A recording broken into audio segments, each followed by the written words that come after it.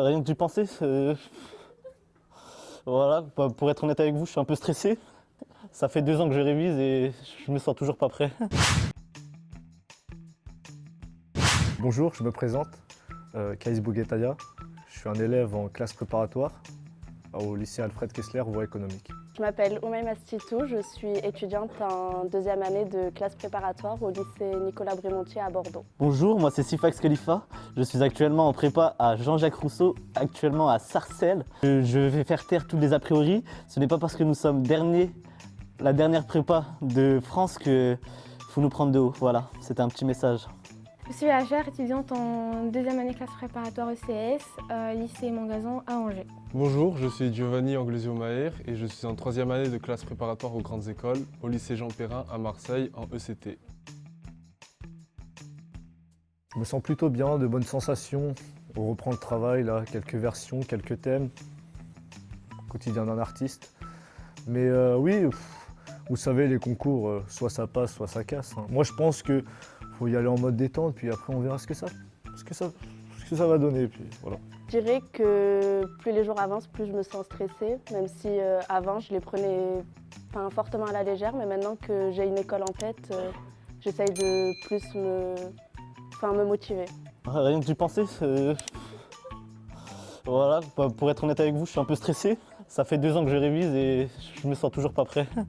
Les profs font tout pour nous et j'ai pas l'impression de leur rendre.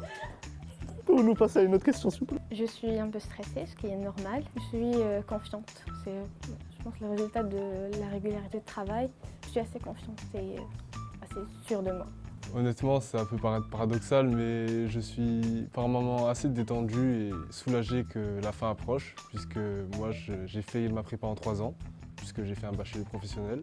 Et donc sentir que le 25 avril, c'est le début de la fin en quelque sorte, c'est quelque peu relaxant, mais à la fois stressant, puisqu'on se dit que 3 ans de travail pour 3 semaines, il y a de l'enjeu quand même. Avant, je bossais sur mon bureau, maintenant, je suis sur mon lit. Alors, c'est-à-dire que c'est plus pratique parce que ça me permet de me détendre en travaillant. Et donc, c'est assez sympa. Je les ai commencés très tardivement, parce que je les ai commencés qu'en décembre-janvier de 2e année. Mais finalement, en travaillant beaucoup, j'ai réussi à rattraper mon retard. Et j'ai déjà fini de ficher tout ce que j'avais à faire, donc je prévois les 2 semaines qui arrivent juste pour tout revoir et faire des annales. J'ai choisi dès la première année d'effectuer des plages horaires de 4 heures, sans pause. Et parfois je bois de l'eau pour m'hydrater, mais je trouve que c'est... Attendez. Oui, comme je disais, des plages de 4 heures, de 8 heures à midi. Donc de midi à midi 5, je m'accorde un lunch. Et de midi 5 à 18h05, je fais une autre matière et voilà. Je m'accorde des siestes de 20 ou 25 minutes, histoire de me détendre un peu parce que je suis un peu tendu, je sais pas si ça se voit. Et voilà, quoi. J'ai prévu de réviser un peu toutes les matières et tous les jours. Voilà. J'essaye de faire travailler les langues 2 heures chaque 3 jours. Je consacre 3 heures de maths par jour et 1 heure de géopolitique et 1 heure de culture générale par jour aussi. Et les week-ends, je fais des annales des années précédentes.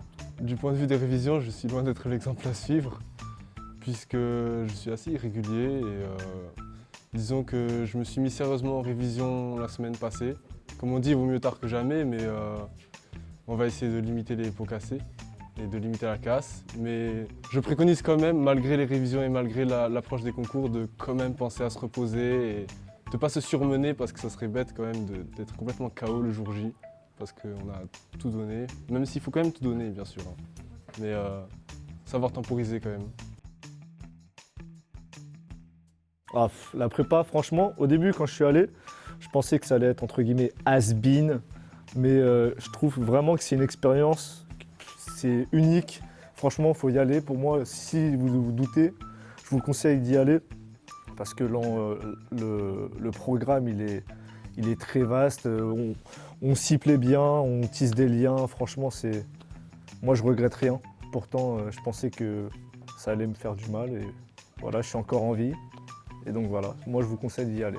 La prépa, j'ai trouvé ça très compliqué d'un point de vue personnel. Enfin, avec le rythme, les DS le samedi, l'école, enfin, j'ai vraiment trouvé ça compliqué à vivre. Mais au final, je me rends compte que c'est pas impossible et que tout le monde peut le faire. Et puis au final, je regrette pas du tout.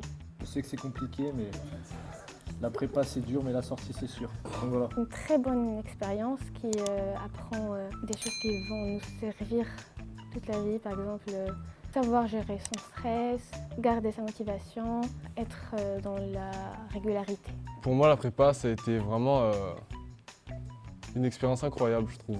J'ai fait des rencontres exceptionnelles. J'ai été interne pendant les 3 ans et franchement, l'internat, c'était super sympa, super marrant.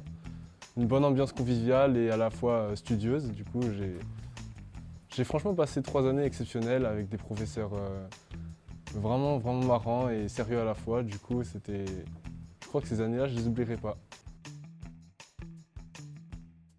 Moi j'aimerais faire une dédicace à mon professeur de culture générale de l'année dernière, Monsieur Loeb. Donc voilà, grosse dédicace à Monsieur Loeb. Donc voilà, je ne vous ai pas oublié.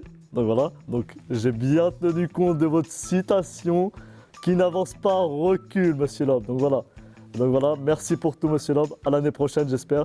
Donc je vous souhaite une très bonne retraite. Merci. Voilà. Dédicace à Monsieur Gibelin, professeur de management et gestion. Un professeur très froid mais que j'apprécie beaucoup. Pour la dédicace, je voudrais faire appel. C'est assez compliqué car j'aime un peu tous les profs, mais celui qui m'a beaucoup appris et qui a été très proche avec moi, c'est Monsieur Merten.